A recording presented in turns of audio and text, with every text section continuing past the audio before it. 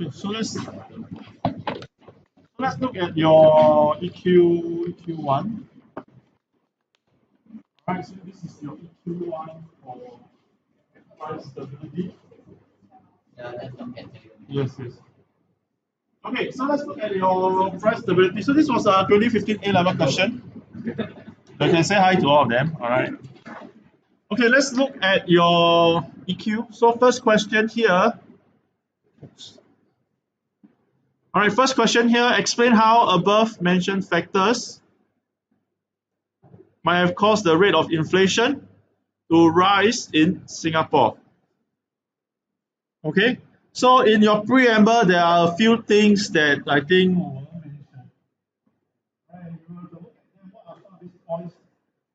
What are some of these factors that were mentioned that led the rate of inflation to increase? Due to increased output, what about the increased output?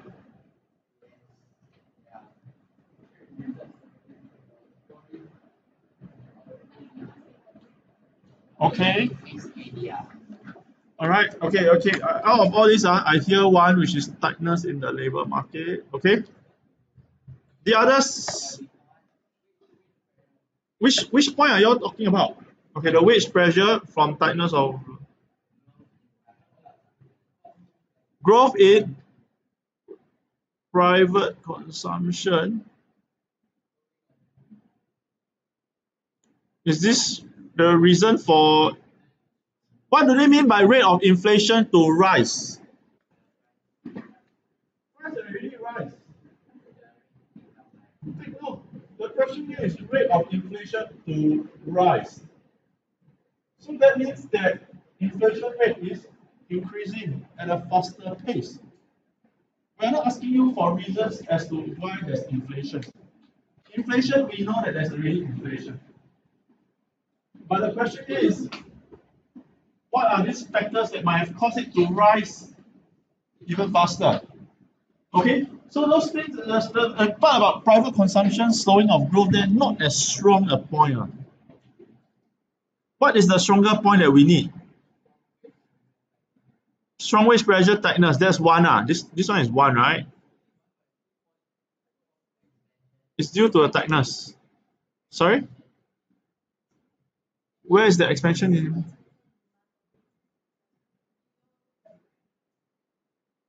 Okay, this is to explain your tightness of your labor market actually.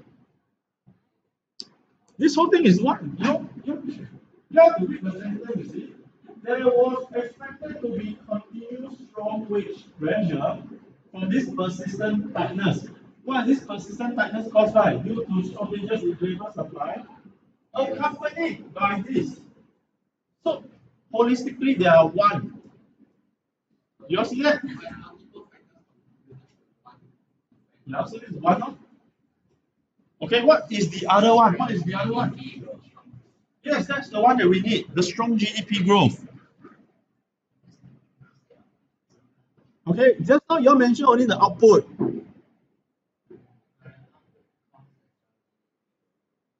Okay, and the trade-related service sector.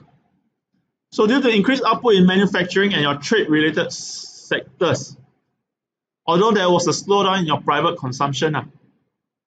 Okay, so down here, I think what you need to do quite clear-cut. You have to talk about inflation.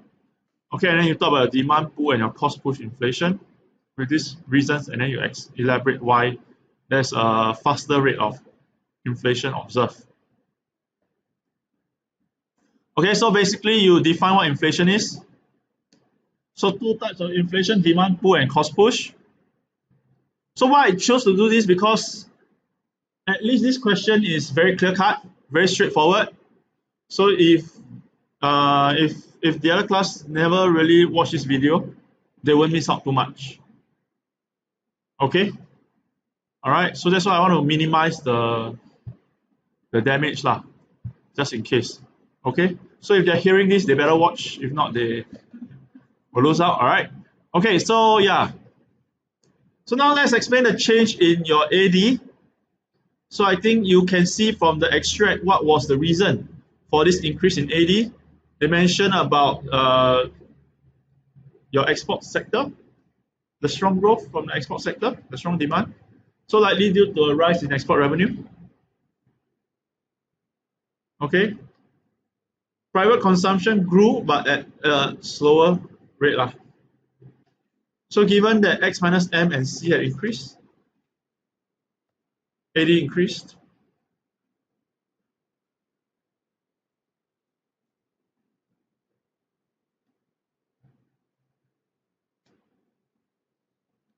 All right. Of course, this is not all. There's another part. But this part, I think, is just to explain. Yes. Export, yeah. Because when, trade is export, part. Oh, they never write. So you need me to write. Oh, I thought that's what I referred to. Just now I said due to the trade. Yeah.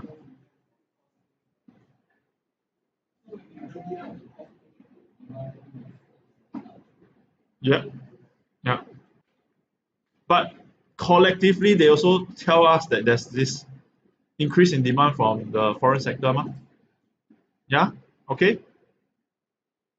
So this part here is required, the adjustment process, to talk about how at the original general price level, there will be an unplanned shortage. Because unplanned shortage, upward pressure in your price, okay, resulting in the increase in price from P1 to P2. So output and employment increase from Y1 to Y2.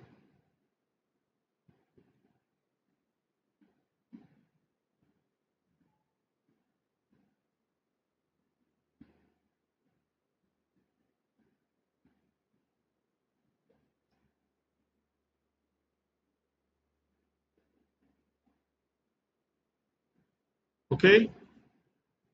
Next, we'll look at the change in AS. All right, AS, I think we know and we understand that there was a labor market shortage in Singapore. And what was it due to?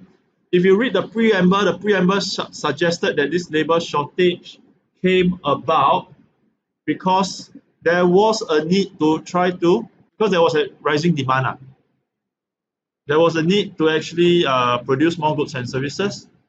And in producing more of these goods and services, hiring more and more factors, okay, you come a point in time whereby you're close to full employment and you start to see this labor shortage observed. All right, and what eventually results will be the upward pressure on your wages. And this increases your wages over time, leading to increase in cost of production.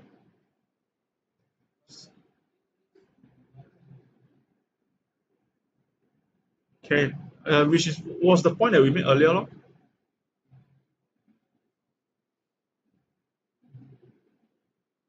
But this is more cost push, this is because of the cost increasing. Now demand pull because of the trade. Why is it there's a need, or why is it that there's a struggle to employ is because of the increase in demand, which was what we explained earlier. Now we are talking about the cost, the cost of production side, the AS side.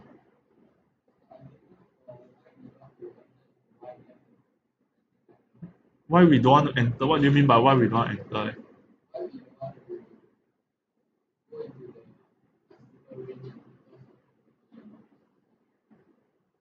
It's not that we don't want to. Why we don't want to? I don't understand you. Before that, you're also competing, yeah. In the intermediate range, that's why your price increase, Now you are competing, that's why the price increase, Right? Right? Yeah. Which measure is like the individuals want higher payment, but it's rather the increased demand and like it's a collective thing. Collective thing. Because of increase in demand, so Like the amount they pay for all their workers. increase, and then they will ask for higher pay. The wage price spiral. The wage price spiral. wage price spiral, you remember? Okay, basically because of the increase in AD, prices go up. Correct. When prices go up, expecting this increase in prices, your workers ask for higher pay. When they ask for higher pay, cost of production go up. Cost of production go up, the producers have to factor this increase in cost of production into their production, price go up. So inevitably it creates this spiral known as your wage price spiral. But you don't have to touch on that lah, because that's not so much the focus. Down here is really about the inflation. This part will be good enough. Cost push inflation. All right, and I think the diagram you need to draw is such. There's a shift of your SRAS.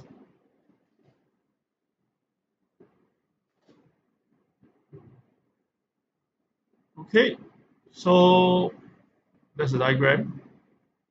So in summary, Singapore might be experiencing both cost push and demand pull.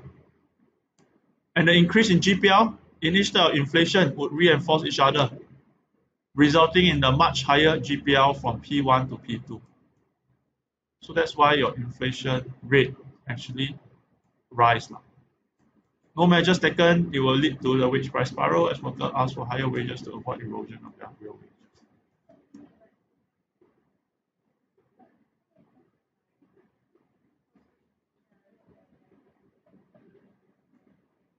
Then wrong, because the preamble did not talk about that. Because question asks how the above mentioned factors.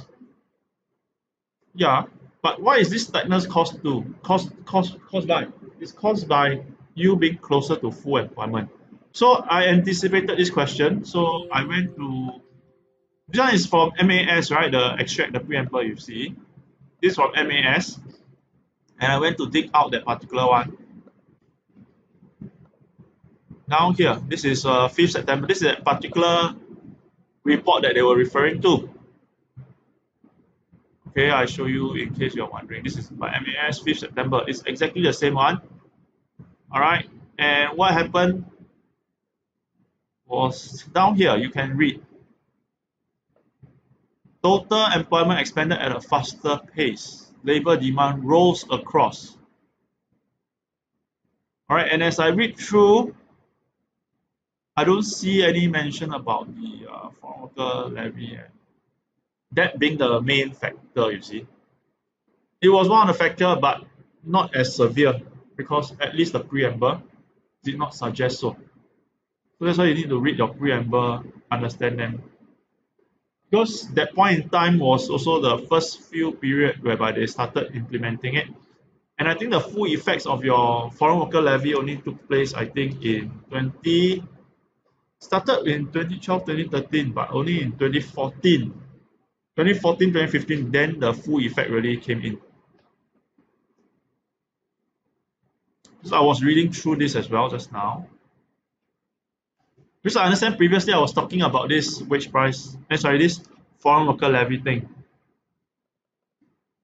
Okay, down here, this foreign worker levy. Okay, this was a survey that was conducted in 28 November 2012. So down here, you can see budget 2012, back then DPM, Mr. Taman, so the finance minister, announced that there was going to be this calibrated reduction of your dependency ratio,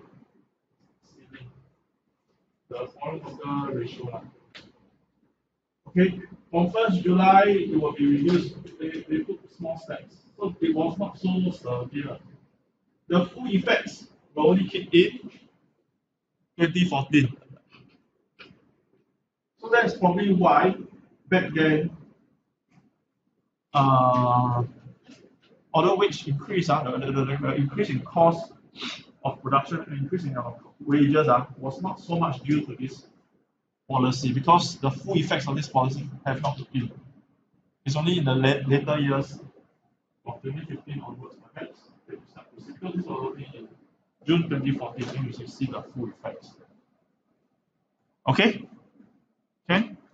So a bit or background knowledge involved as well. But if you read as it is from the extract, you wouldn't actually infer the part about the foreign worker policy. Because down here they suggested so lah. So you need to follow what your preamble, what your question asks for. Okay? You all need a break? No? Okay, you all 1 o'clock can leave, right? Okay. 1 o'clock, want to go and eat, is it?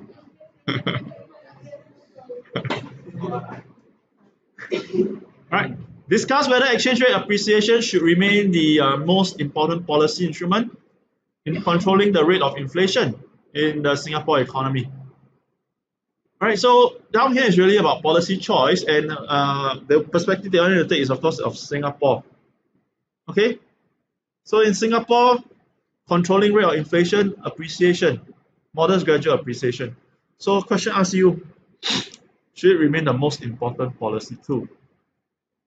All right, so it should. You explain why, how it works, the effectiveness, other policies perhaps, the fiscal, your monetary, or even your supply side. Then you can talk about supply side. I prefer supply side and either one, either fiscal or monetary. Because fiscal, monetary, both are demand side. All right, so instead of talking about two of them, which you should not be doing, yeah, you should not talk about monetary, yeah. Because Singapore, we don't use interest rate. Yes, good point. We talk about fiscal plus supply side. Okay? Okay. So Singapore, where we use exchange rate policy.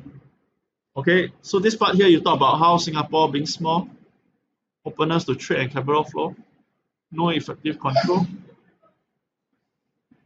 and therefore monetary policy is centered on exchange rate. So by using appreciation, Singapore can keep both demand pull and cost push away. Both demand pull and cost push. Demand pull, your X minus M will decrease, assuming Marshall-Lerner condition holds. Your cost push, because your imported raw material become relatively cheaper in domestic currency. So that's how you help to control the cost. Okay. So appreciation here should remain the most important. All right. So explain how it works. When the Sing dollar appreciate, price of exports relatively more expensive. Price of imports cheaper in domestic currency. All right. So the volume change, assuming Marshall-Lerner condition holds, net export revenue would actually decrease. Since it's a component of your AD, all right, you will see a slower increase of your AD. Slower increase in AD will slow down the increase in GPL. Remember, when we talk about controlling inflation, we are not trying to bring about deflation. Because if you say that decrease in AD, overall decrease in AD, what you bring about is a deflation. But take note how we say it. Okay, that means this is GPL, 0 IOI. This is your AS, this is your AD1. So if AD1 increase to AD2, this is too fast a pace. Alright. So through your exchange rate policy, what you do is instead of going to AD2, you move to AD3 only. So there's an increase. Alright, so this one is P1, 1, 1, 3, 1, 3, 3. So instead of increasing from P1 to P2, you increase only from P1 to P3. So that's what we mean by dampening the increase. Last second. Let's talk about dampening.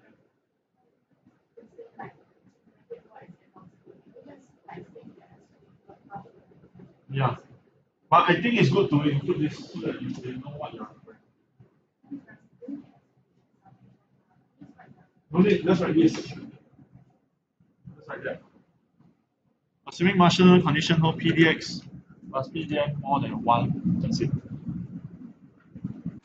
Okay. So this is what we mean. That means your AD will increase, but increase by smaller amount because we assume your other components actually increase.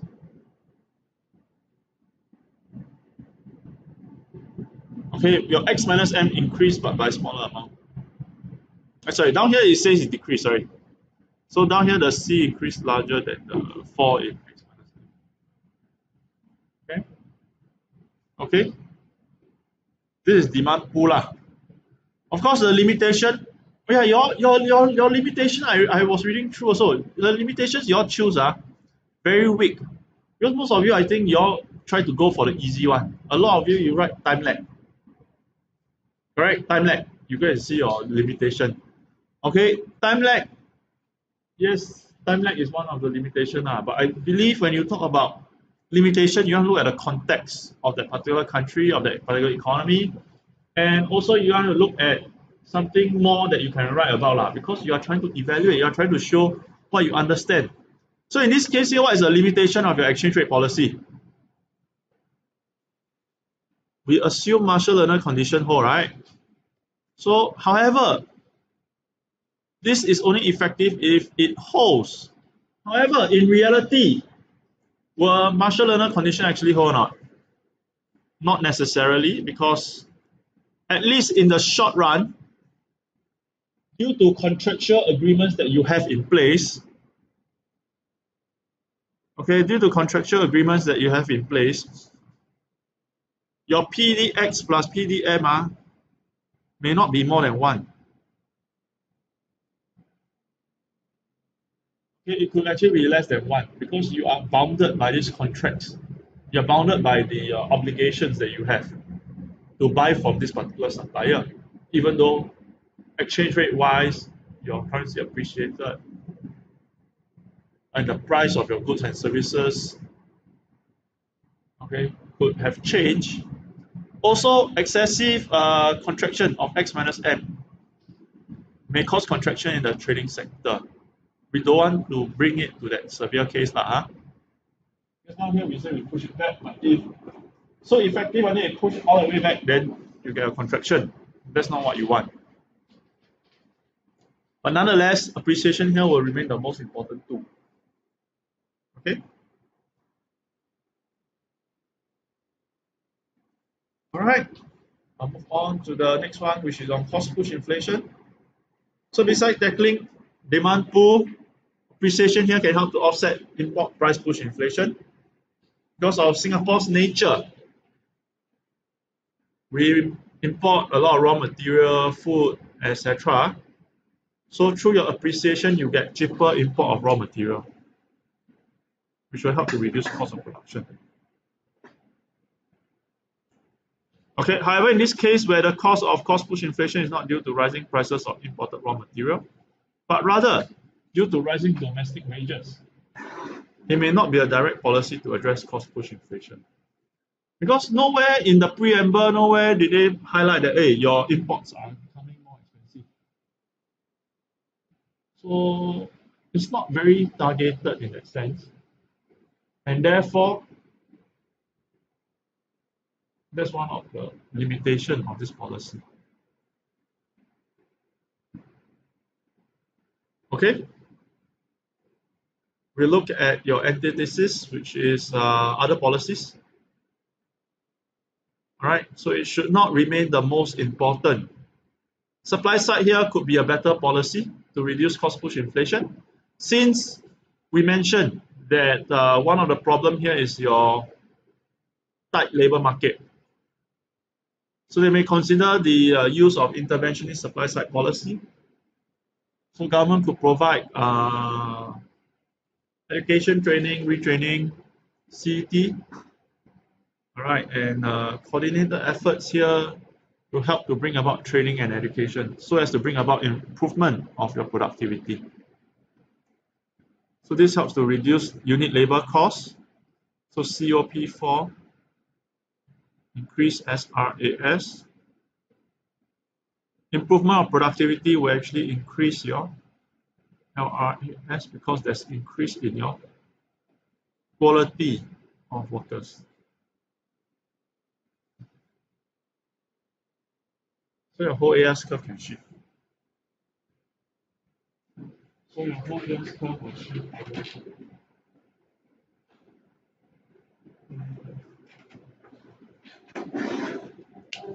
Okay.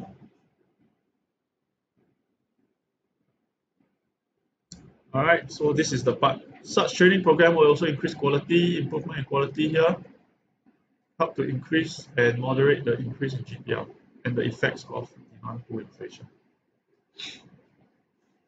All right.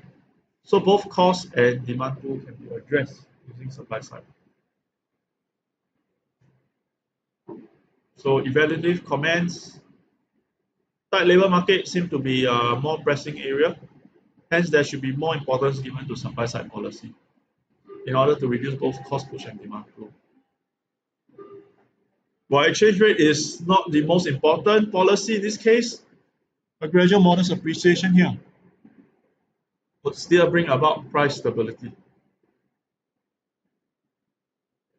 And of course, you can bring in another policy if you have time, which is your fiscal policy. Correct, correct.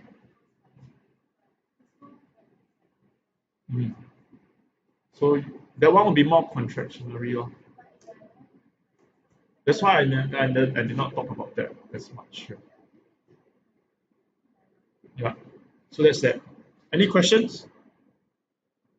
No questions? No questions, then I will end it. You can go for your lunch. Yeah, because fiscal side, as we just said. Fiscal side, okay. The thing about fiscal here is you have to use contractionary. But I think when it comes to policy choice, I think most economists try their best to avoid contractionary unless really needed. Why? You tell me why lah. What happens when you contract? It's not just pessimistic editorial. When you contract now, your output will actually decrease. Yeah. So it's really a choice of whether which one should you use. If you ask me, Singapore got it right lah. You use exchange rate, you use supply side. Okay, and please take note, fiscal policy can be used in Singapore. It is just that in Singapore, we don't use it as, we do use it. Expansionary. Contractionary we use, but not as much also. Because Singapore, we want to stay competitive. We don't want to hike our tax rates. Because raising tax rates will lead to, if you say increase corporate tax rate, increase income tax rates, it will impede your goal of staying competitive. Because you want to attract talents, and attracting talents, one way is to have low taxes. That's why you see Eduardo Severin, he's the Facebook. You all know Mark Zuckerberg, right? So he's more of the face of Facebook, right? Eduardo Severin, if you watch the movie, you will know that he's actually his friend. But then after Facebook became popular and all, he split ways, came to Singapore, and he's staying here, he's married here, and he's investing a lot of things here as well. No need to know lah, but for you to, sorry? No, but he holds shares in Facebook.